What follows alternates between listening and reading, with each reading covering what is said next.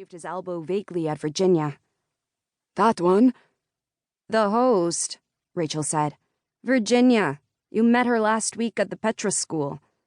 Ah, yes, Gunter said. Now I remember. He stared at Virginia and said, Maybe I am more drunk than I realized. She's always been lovely, Rachel said. Oh, Gunter said.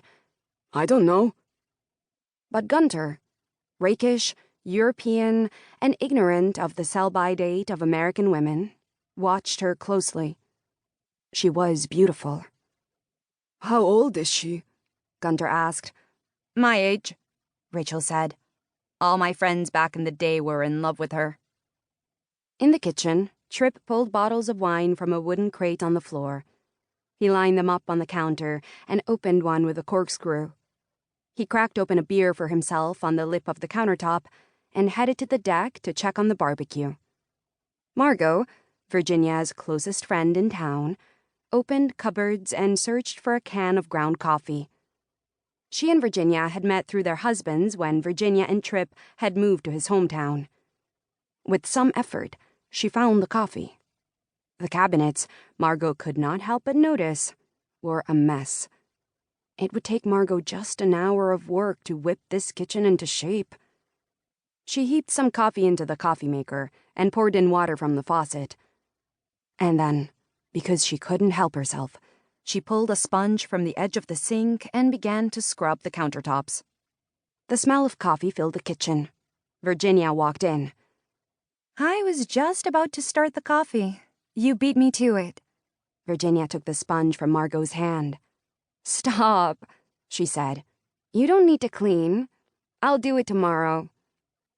Outside, Margot's two older boys played basketball in the driveway with other kids from the neighborhood.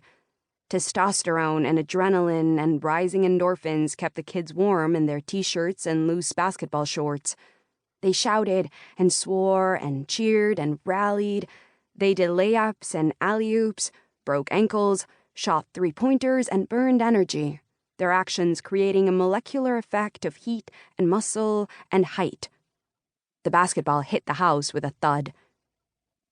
You should have another kid, Virginia, Margot said. It's so selfish to have just one. Virginia shook her head. Tripp doesn't want any more.